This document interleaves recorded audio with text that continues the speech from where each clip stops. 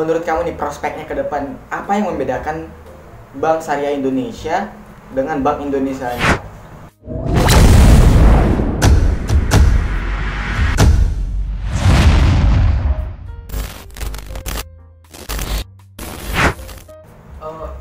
Gini ya, itu kan kemarin dilaunchingkan ini bulan Oktober 2020. Launchingnya Oktober, resmikannya aja baru kemarin. Diresmikannya tanggal 1 kemarin. Aha. Diresmikannya di seluruh Indonesia tanggal 1 kemarin, Iya. tapi untuk press release Press release itu Oktober 2019. 2020. 2020. Oh iya, 2021 ya. Ini di latar belakangi, ini saya ambil dari referensi dari kompas.com. Aha. Ini kemarin itu diumumkan oleh namanya Bapak Heri, Ketua PMO Mergernya, dan sekaligus juga dia Wakil Direktur Utama Bank Mandiri.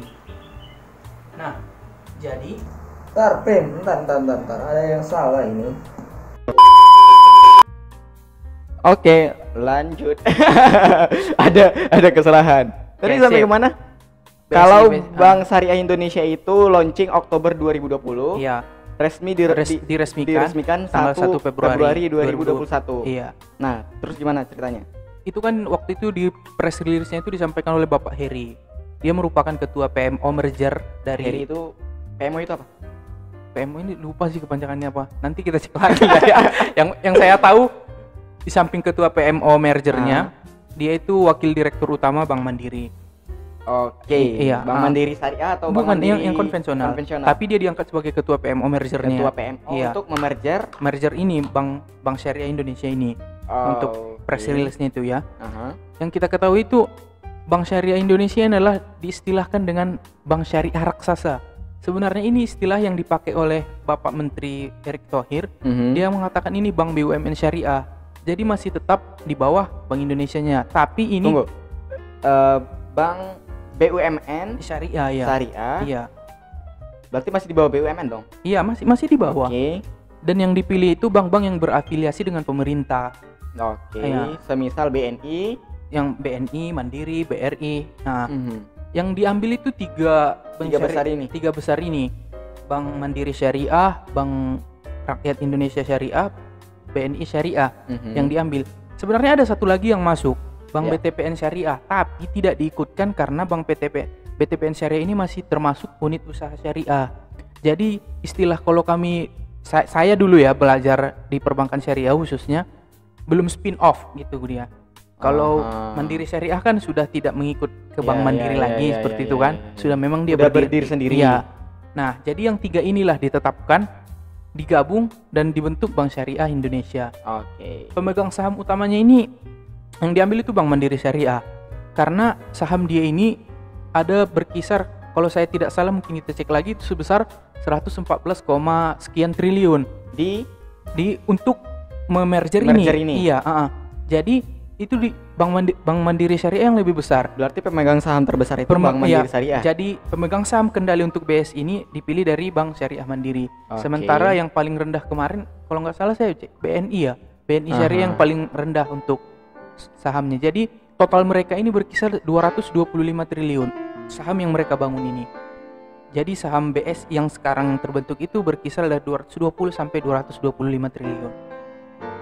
Cukup besar juga sih ya. Walaupun kita nggak tahu sebenarnya uang itu mau kemana aja kan ya. Dan juga pada yang unik kemarin tanggal 1 Februari kemarin pas launchingnya itu kan Presiden Joko Widodo juga menyampaikan pesan kepada kita seluruh warga Indonesia bahwa Bank Syariah Indonesia ini launching bukan hanya untuk umat muslim.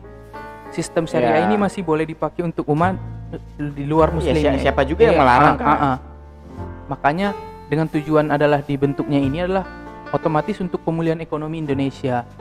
Dan diharapkan karena salah satu yang bermasalah dan tujuan mereka yang saya tangkap ya. Karena kita lihat bagaimana sih kita malu. Kita penduduk umat muslim terbesar, tapi bukan role model utama dalam ekonomi syariah. Sama negara tetangga aja kita masih kalah dengan Malaysia. Ini kalau kita di Indonesia itu konsepnya itu masih makai selesai. Kalau Malaysia aja udah pakai konsep quasi equity. Kan udah beda, padahal masih Malaysia loh.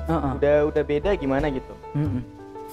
Jadi itulah tujuannya ini, dengan yang saya tangkap bahwa tujuannya dibentuk ini adalah ekonomi syariah itu Indonesia bisa sebagai pusat ekonomi syariah seperti itu. Mudah-mudahan aja ya. Walaupun sebenarnya bank dunia syariah itu udah ada ya. Iya. Udah ada kan di mana ya? Dulu Barcelona kalau nggak salah ya. Wih, kecek lagi lah nanti. Cemana ini kita bicaranya apa? Sanggup gak sih sebenarnya orang-orang itu? Kalau sanggup nggak sanggup itu tergantung mau atau tidaknya ya. Sanggup nggak sanggup itu nanti urusan belakangannya. Paham tidak pahamnya ini sekarang. Karena kan nggak bisa dibohongin juga sih, orang-orang sekarang itu masih beranggapan bahwa itu cuman namanya aja beda, udah faktanya sama aja gitu kan. Memang susah sih kalau mindset orang itu masih belum terbangun. Gini nih yang jadi permasalahan. Sesuatu itu yang menggagalkan seseorang itu paling utama adalah pikiran negatifnya. Kalau saya pribadi ya, kadang apalagi kalau kita lihat jika di pikiran seseorang itu setelah timbul pikiran negatif, pasti usaha-usaha untuk melakukan hal positif akan tidak ada. Begitu juga apabila kita tarik dengan ekonomi syariah ini. Apabila muslimnya sendiri masih berpikiran terus-menerus dan setelah diberikan edukasi juga, kalau memang apalagi kita tarik di banknya sendiri belum murni seluruhnya, saya lihat belum murni itu pasti. Tapi yang harus kita bangun adalah kalau memang muslimnya sendiri tidak mau perlahan selangkah demi selangkah untuk membangun ekonomi syariah melalui peningkatan bank syariah ini sendiri, jadi bagaimana kita akan menjadi poros ekonomi syariah itu dia. Tapi kan yang jadi masalah itu sekarang gini, bukannya kita nggak mau ngejalanin ekonomi syariah loh, mau. Saya yakin juga banyak orang-orang di sana mau, dan mungkin juga bagi teman-teman yang udah ikut dalam unit usaha syariah atau bank syariah pasti merasakan ada perbedaannya, baik secara pelayanan dan mekanismenya kan ya.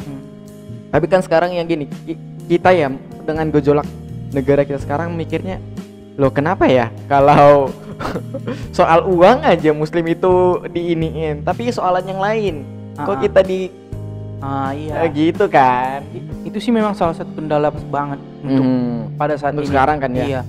Apalagi dengan isu-isu kemarin ya kan, yang ada uang sama muslimnya pasti bakalan datang. Iya. Bukannya kemarin juga dipakai itu dana haji? Iya sih. Dipakai kan? Infrastruktur ya. Macam lah. Pokoknya dipakai. Dan we know that ada beritanya juga kan. Jadi kita mikirnya gitu. Bukannya kita nggak semangat untuk menjalankan ekonomi syariah ini. Ya udah, kalau kita memang mau kita ngejalanin ekonomi syariahnya, kalau di bahasa kita dulu di sekolah kan membumikan ekonomi syariah, kayak gitu kan ya kan ya. Ya bukannya kita nggak mau membumikan, tapi yang namanya membumikan itu bukan dari satu pihak aja loh ya. Otomatis kita perlu dukungan dari pihak lain, terutama di pemerintah itu sendiri. Terutama di pemerintahnya sih kita butuh, sangat butuh malah kalau memang mau. Dan bukannya kita mau memaksakan bahwa ekonomi syariah itu harus diterima semua orang, enggak. Karena kan kita juga dalam berekonomi ini ya sifatnya kan sesama sosial. Dalam agama aja dilarang memaksa yang seperti itu kan. Tidak ada paksaan dalam agama Islam. Dan ekonomi syariah itu juga bagian dari Islam, memang tidak dipaksakan. Tapi yang jadi pertanyaan adalah bagaimana kita untuk membangun ekonomi syariah itu sebagai muslimnya sendiri gitu loh. Karena saya yakin kalau memang muslimnya sendiri aja sudah yakin untuk membangun ekonomi syariahnya, otomatis yang non muslim juga pasti akan mengikut sih. Karena ekonomi syariah pasti, saya rasa ya pribadi tidak akan ada cacatnya seperti itu. Karena tidak ada catatnya secara teori. Secara kalau pelaksanaannya orang jangan salahin. Ya itu memang secara teori tidak akan ada cacatnya apabila dilaksanakan sesuai dengan kaidah-kaidah dan orangnya tahu. Jadi jangan kita menyalahin ekonomi syariahnya. Itu bisa jadi oknumnya atau pelakunya yang nggak paham mengenai ekonomi syariahnya. Itu yang harus diingat. Itu dicatat. Nanti referensinya diambil dari sini ya kan. Berarti orang itu bilang ekonomi syariah tidak akan pernah salah seperti itu kan secara teori, tapi yang harus kita salahkan adalah oknum pelaksananya. Karena memang kita juga nggak bisa bohong. Itu aja kamu udah bilang tadi ya, banyak ini nggak tahu ya kalau di bank syariah Indonesia itu apakah memang orang-orang yang paham syariah yang melaksanakannya segala macamnya atau gimana, kita nggak tahu kan. Ya itu kita memang masih belum tahu kan masih baru juga. Iya masih baru. Untuk program dan segala macam juga kita belum tahu, belum ada berita ya. We are waiting lah untuk beberapa program ataupun ya upaya-upaya yang akan dilakuin. Tapi ada yang unik loh dari launchingnya Bank Syariah Indonesia. Uniknya adalah